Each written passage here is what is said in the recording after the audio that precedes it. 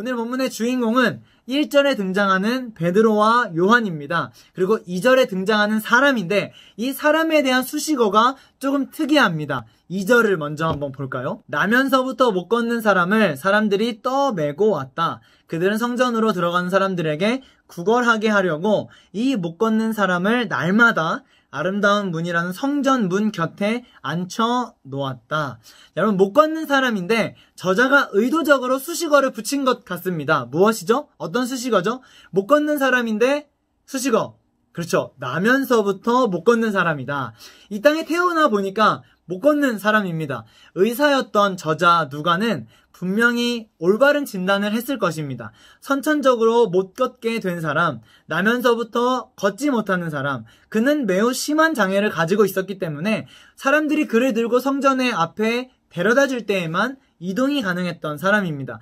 또 한 가지, 그는 성전 어디에서 구걸을 합니까? 2절 보면 성전 문 곁에 앉혀놓았다 라고 기록되어 있죠. 말이 좋아서 성전 문 곁이지 한마디로 성전 밖에 있습니다. 성전에 들어오지도 못하고 성전 밖에서 구걸하고 있단 말이에요. 이분이 오늘 주인공입니다. 자, 베드로가 그를 보면서 지체하지 않고 담대하게 선포하는 장면인데요. 뭐라고 할까요? 6절. 베드로가 말하기를 은과 금은 내게 없으나 내게 있는 것을 그대에게 주니 나사렛 예수 그리스도의 이름으로 일어나 걸으시오 하고.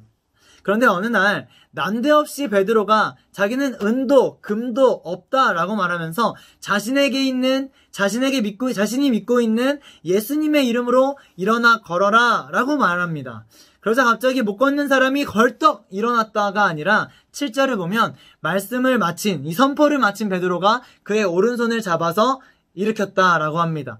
앞으로 몸을 굽혀서 그의 손을 잡은 베드로, 그 사랑의 행위에 성령께서 역사하시자 다리와 발목에 힘을 얻게 됩니다. 그리고 벌떡 일어나서 걷습니다. 그리고 뜁니다.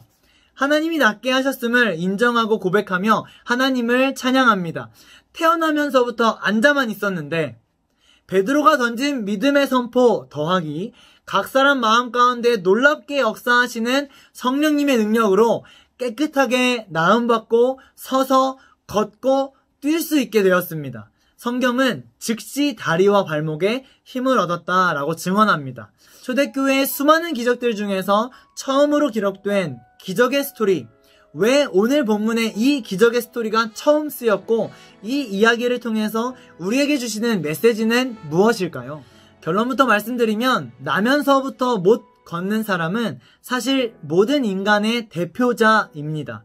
좀 더 적극적으로 말하면 본문의 이야기는 못 걷는 사람, 못 걷는 어떤 사람의 이야기가 아니라 정확하게는 모든 인간들의 이야기, 더 정확하고 분명하게는 나의 이야기라고 하는 사실입니다. 태어나면서 못 걷게 되어서 자신의 인생의 소망이라고는 찾아볼 수 없었고 늘 고통과 좌절과 실망을 경험하며 그저 동전 하나에 자신의 감정이 좌우되는 인생을 살아가던 그는 딱 한 사람의 이름, 예수 그리스도의 이름으로 나음받게 되었다. 다른 어떠한 것이 필요하지 않았다 라고 말하는 성경의 기록에 우리는 주목해야 됩니다. 아쉽게도 아담 이후 모든 인간은 동일한 죄를 지으며 살아가죠. 수많은 상황 속에서 하나님 말씀, 하나님 마음보다는 내 마음대로, 내 뜻대로, 내 생각대로 살 거야 결단을 하면서 부족한 나의 지혜를 신뢰하고 선택하는 우리들의 지난 날들이 증거가 됩니다. 결국은 나의 인생도 나면서부터 못 걷는 사람처럼 소망 찾을 수 없고 늘 후회와 좌절을 느끼며 아주 작은 일에도 감정이 롤러코스터처럼 오르락내리락하는 연약한 죄인이라는 것입니다. 베드로 안에 살아 역사하시는 성령님께서 낫게 해주셨음을 믿었던 그는 자신의 근본적인 문제, 죄의 모든 문제를 해결해 주시고 구원하여 주신 분이 나를 살렸다라고 믿고 있었던 그는 곧바로 감사하면서 성전으로 달려가게 됩니다. 그리고 하나님을 찬양합니다. 할렐루야. 예수님은 우리 인생의 가장 근본적이고 심각한 죄의 문제를 해결하려고 이 땅에 오셨음을 우리가 기억하기를 바랍니다. 십자가에서 죽기까지 순종하심으로 우리에게 죄사함을 주시며 새 생명 곧 구원의 길을 열어주셨습니다. 그런데 우리가 이 놀라운 사실을 자꾸 까먹고 살아가는 것 같아요. 그것으로 만족하지 못하고 있는 것 같아요. 가장 중요하고 가치 있는 선물을 받았음에도 눈에 보이는 것, 나의 눈이 즐거워하는 것, 나의 마음이 중요하다라고 여기는 것에만 집중하느라 가장 귀한 것을 놓치고 살아가는 것 같습니다.